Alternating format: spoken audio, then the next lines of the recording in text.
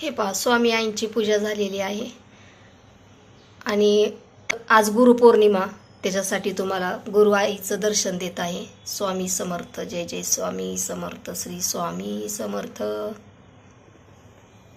हे पहा,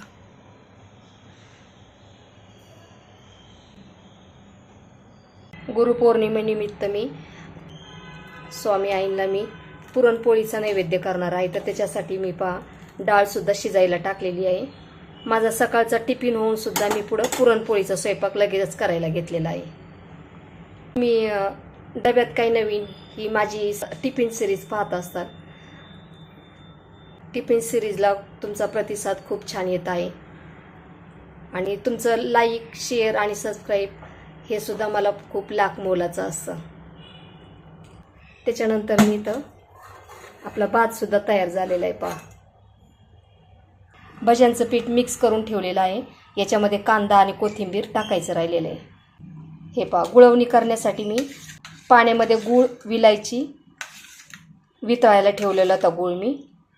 आणि आता ह्याला एक उकळी आणली की आपली गुळवणी तयार होईल. हे पहा, आपली ही डाळ शिजलेली आहे आणि डाळीतलं पाणी मी इकडं ओतलंय आणि 1 चमचा मी याच्यातली डाळ याच्यामध्ये टाकलेली आहे. कारण आमटीला फोडणी देताना आपण जे पाणी टाकतो ना, त्याच्यात ही डाळ आमच्या मुलांना खूप आवडते. त्याच्यासाठी मी आठवणीने 1 चमचाभर डाळ मी या पाण्यामध्ये टाकत असते, इकडच्या पाण्यामध्ये टाकत असते. भज्यांच्या पिठामध्ये कांदा आणि कोथिंबीर टाकलेली नव्हती, ती आता मी टाकून घेतलेली आहे. डाळीमध्ये मी गूळ टाकून घेतलेला आहे.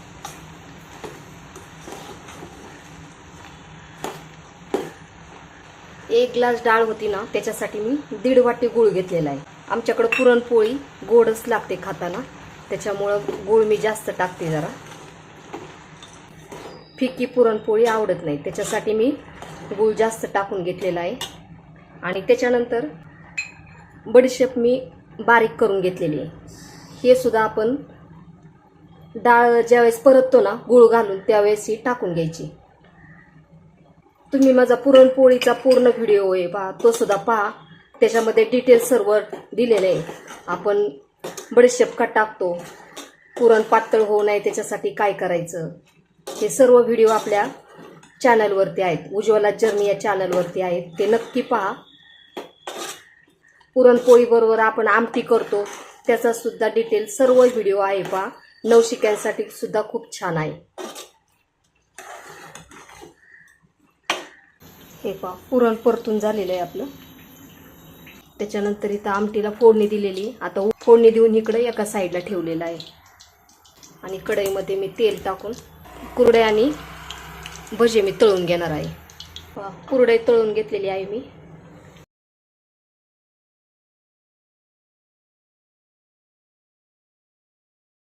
आता मी भजे सुद्धा करून घेत आहे.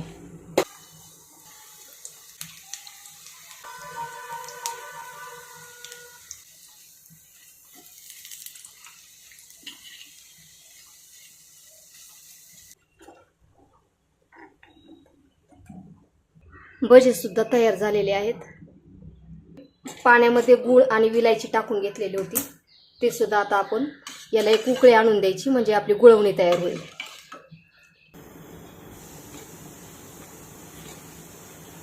हे पहा, गुळवणीला सुद्धा छान उकळी आलेली आहे. गॅस मी बंद करते.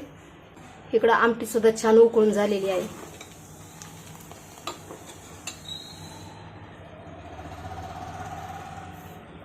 आमटी आणि गुळवणी होत आहे तोपर्यंत मी इकडं पुरण यंत्रावरती पुरण सुद्धा वाटून घेतलेलं आहे. पहा, नैवेद्यासाठी पुरण वाटून घेतलेलं आहे आणि बाकीचं ते मी नंतर करणार आहे. आता मी पुरणपोळी लाटून घेणार आहे. तवा तापायला ठेवलेला आहे आणि आता मी पुरणपोळी लाटून घेत आहे. नैवेद्यासाठी जी पुरणपोळी करते ना, त्याच्यासाठी मी तूप घेत आहे.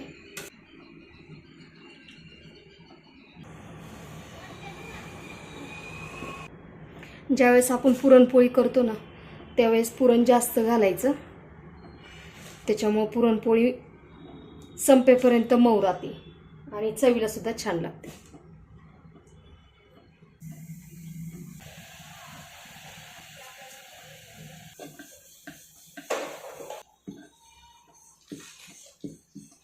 पोळी लाटताना किनारी बारीक करायच्या आणि जे मध्यभाग असतं ना तिथं थोडीशी जाडसर ठेवायची. त्याच्यामुळं पुरणपोळी मग मऊ पण राहते छान अशी. तवा तापलेला आहे. आता आपण पोळी भाजून घेऊयात.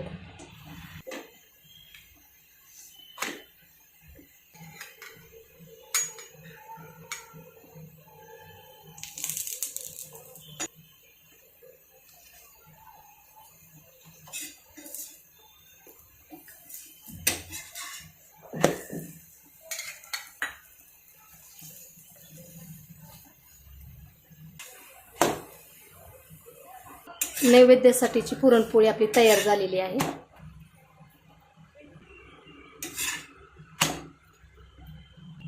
मी गॅस बंद केलेला आहे आणि आता आपण नैवेद्याचं ताट करून घेऊयात.